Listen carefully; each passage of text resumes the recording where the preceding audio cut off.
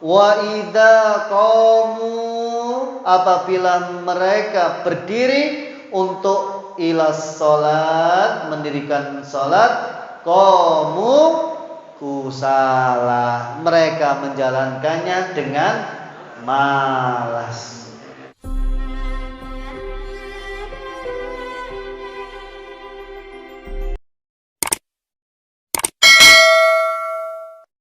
Ya, ketika setelah takbiratul ihram, Allah akan mengangkat, kemudian meletakkan di atas tangan kiri. Nah, itu ada yang seperti ini, ya, di atas kaf, ya, namanya di atas kafun, ya, di sini.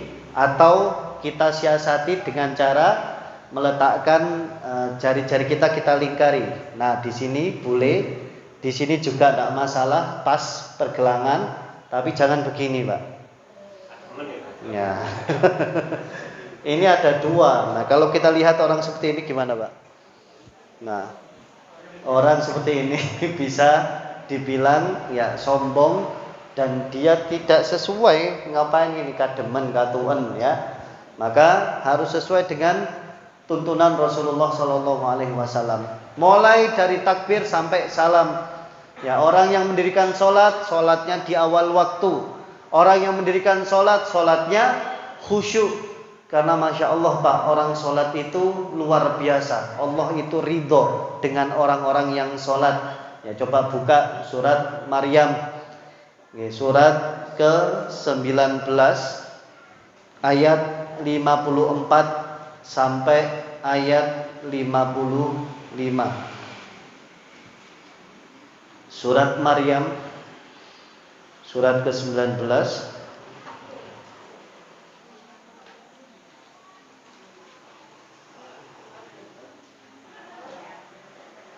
ayat 54 sampai ayat 55. Saya ulangi, surat Maryam, surat ke-19 ayat 54 sampai ayat 55. Allah berfirman, "Wadkur," dan ceritakanlah Muhammad, "fil kitabi Ismail," di dalam kitab Al-Quran, yaitu kisahnya Nabi Ismail. "Innahu kana shadiqal wa'di," dia benar-benar seorang yang benar janjinya. "Wa kana rasulan nabiyya," dia seorang rasul dan nabi.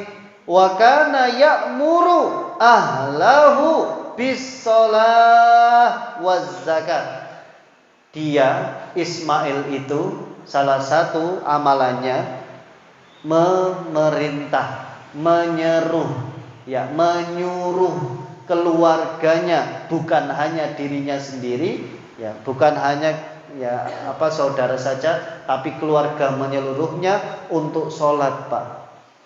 Berarti Bapak Ibu, kita kalau melihat ada keluarga kita yang saat itu tidak sholat, ayo kita seru untuk sholat.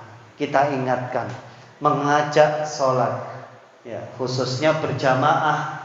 Kalau berjamaah itu pahalanya atau derajatnya 27 derajat, Pak. Kalau sendirian cuma 1. Ayo kita ajak, Pak. Ayo sholat jamaah. Ayo kita sholat. Diingatkan, Pak. Wa kana 'inda rabbih mardiyah. Nah, di ujung ayatnya tadi bahwasanya ya Ismail ini termasuk yang diridhoi oleh Allah karena memerintah keluarganya untuk sholat. Pentingnya sholat. Bahkan Bapak Ibu, menurut ya dari Ummu Salamah radhiyallahu anha, bahwasanya wasiat terakhir Rasulullah sebelum wafat adalah as-shalah wa ma malakat aymanukum. Jagalah sholat. Diulangi 2 kali, jagalah sholat dan apa yang kamu miliki dari budak-budakmu dijaga. Itu perintah Rasul, Pak. Rasul berwasiat seperti itu. Berarti pentingnya sholat di hadapan Allah. Itulah sholat, Pak, mengerjakan sholat. Karena awwalu ma yuhasabu bihil abdu yaumal qiyamah as sholat. Yang pertama kali dihisab hari kiamat nanti sholat Pak. Karena sholat ini kita itu setelah mukallaf, setelah kita ya istilahnya balik, itu kita sudah wajib Pak, sudah terbebani dengan sholat. Maka orang yang sholatnya ya khusyuk, orang yang sholatnya benar, Allah akan ridho, dan itu termasuk perbuatan orang-orang yang baik. Jangan sampai kita kebalikannya, fawailul lil musallin, celakalah orang yang sholat. Pak, celaka Pak. Allah berfirman, celaka orang yang sholat. Siapa? Alladzina hum an sholatihim sahun, yang lalai dalam sholatnya, melalaikan sholat dengan urusan dunia, melalaikan sholat dengan urusan-urusan yang lain. Alladzina hum yura'un, yang riak dalam sholatnya. Dan juga orang yang malas sholat ternyata salah satu sifatnya orang munafik. Surat nopo Pak? Ya, surat An-Nisa, surat keempat, ayat 142. Ini supaya memotivasi kita Pak, jangan malas sholat. Kalau malas sholat itu merupakan salah satu ciri orang munafik.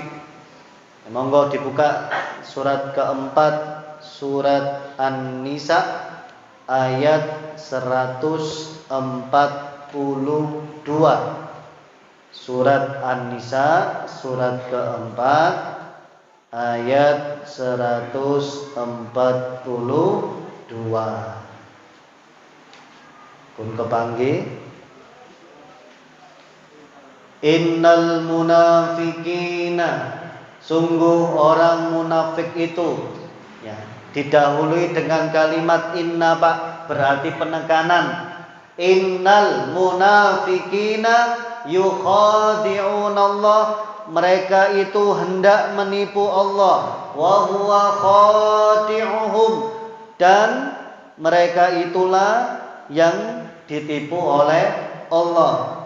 Wa idza qamu, apabila mereka berdiri untuk ilas salat, mendirikan salat, qamu kusala, mereka menjalankannya dengan malas.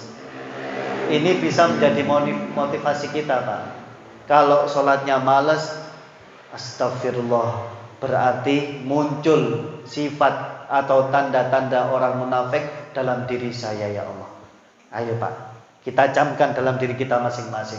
Kalau ada rasa beban ketika mau sholat, malas ketika mau mengerjakan sholat, istighfar, dan camkan dalam diri kita, itu ciri orang munafik Pak.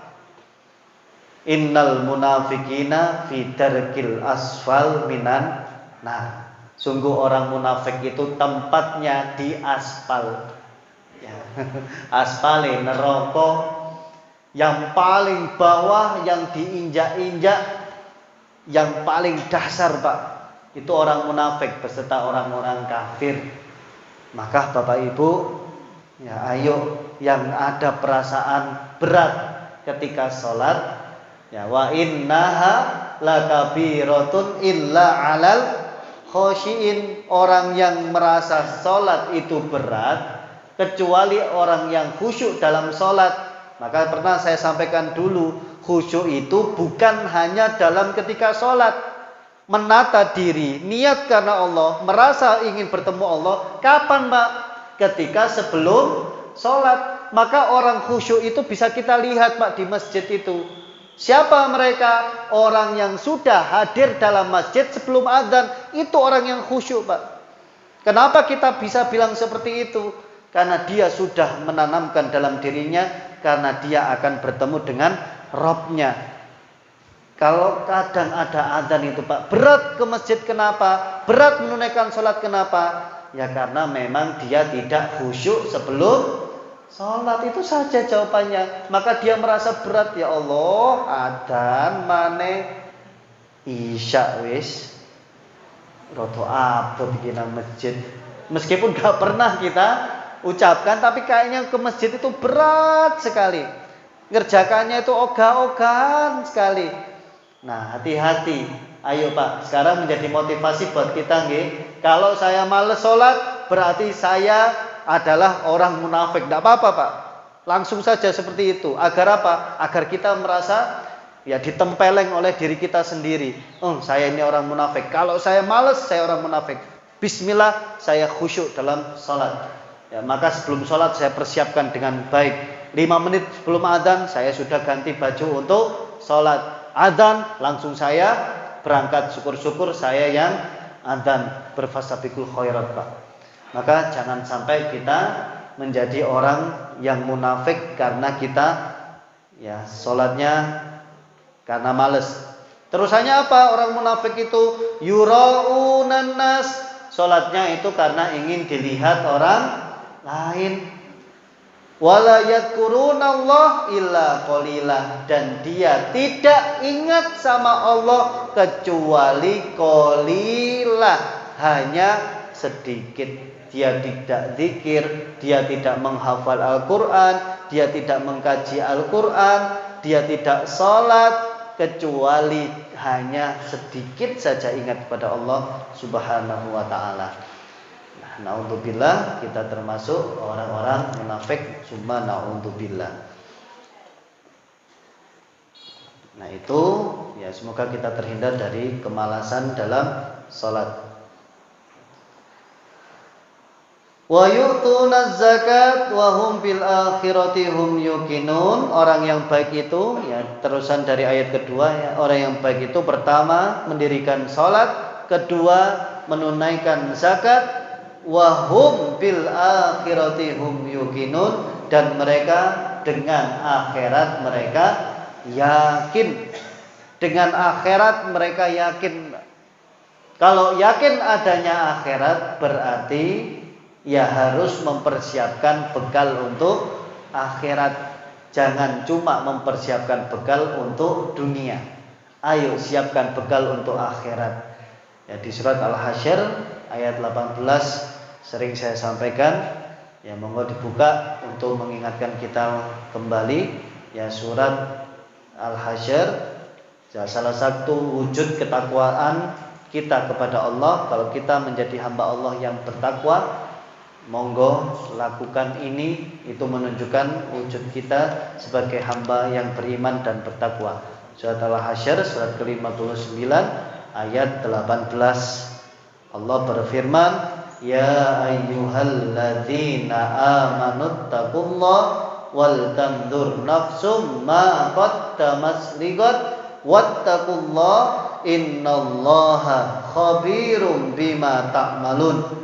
Wahai orang-orang yang beriman, tingkatkan kualitas takwa. Nah, yang disindir Allah orang-orang yang beriman. Yang tidak merasa beriman gak usah tersindir. Yang diingatkan oleh Allah, yang disapa oleh Allah orang-orang yang beriman. Yang tidak disapa, ya gak usah merasa. Kalau jamaah salat takwa disapa ya ayyuhalladzina amanu, harus merasa, karena kita semua insya Allah yang ada di sini adalah orang-orang yang iman kepada Allah. Ya ayyuhalladzina amanu, apa perintah Allah? Ittaqullah, tingkatkan takwa kepada Allah. Apa cara meningkatkan takwa? Wal tandur nafsum ma qaddamat lighad, perhatikanlah nanti apa yang kamu temukan besok. Persiapkan apa yang akan menjadi esok hari, yaitu apa? Hari akhirat Pak. Maka orang yang bertakwa itu mempersiapkan bekal untuk bertemu Allah Subhanahu wa ta'ala. Jangan sampai kekurangan bekal. Ulaika ala hudam mir rabbihim, mereka itulah yang mendapatkan petunjuk dari Tuhannya. Wa ulaika humul muflihun, dan mereka itulah termasuk orang-orang yang beruntung. Orang yang mendirikan sholat, orang yang menunaikan zakat, orang yang yakin dengan akhirat. Bukan hanya yakinnya saja, tapi membuktikan dengan mempersiapkan bekal untuk akhirat, merekalah termasuk orang-orang yang muflih. Maka ada yang bernama muflih, Pak. Muflih itu berarti langsung menunjukkan ya fa'ilnya, pelakunya. Orang yang beruntung itu muflih, orang yang bahagia itu muflih, orang yang sukses itu muflih. Maka Bapak Ibu, marilah kita menjadi orang yang muflih, orang yang beruntung. Karena perintah salah satunya menjadi orang yang beruntung adalah seperti ya adzan, Pak, panggilan untuk sholat itu. Hayya 'alas sholat, hayya 'alal falah. Maka kita bisa simpulkan salah satu cara untuk kita beruntung, sukses, bahagia, hayya 'alas sholat. Ya, ayo kita sholat. Nah, sholat itu sering kita dengarkan, Pak. Sholat itu sering disampaikan oleh ustadz. Sholat itu sering disampaikan oleh kiai. Tapi kita mungkin belum memahami makna daripada sholat tersebut. Ya, yang tadi saya sampaikan, yang tadi saya jabarkan. Ayo kita mendirikan sholat dengan khusyuk. Ayo kita mendirikan sholat dengan menjadikan sholat itu sesuatu kebutuhan, bukan kewajiban saja, Pak. Orang yang menggugurkan kewajiban, ya wis mari sholat selesai. Maka jangan seperti itu. Ayo kita sholatnya benar. Yang pernah saya sampaikan dulu, orang yang benar sholatnya itu mendapatkan 5 kemuliaan. Yang pertama, tanha anil fahsya'i wal munkar. Orang yang sholat benar, orang yang sholatnya benar itu pasti mempunyai sifat dan sikap. Ya, sifat yang baik dan sikap yang baik. Yang kedua, orang yang sholatnya benar itu Allah mudahkan rizkinya dan Allah berikan solusi dalam kehidupannya. Yang ketiga, orang yang sholatnya benar itu hatinya selalu tenang dalam menjalani kehidupan, Pak.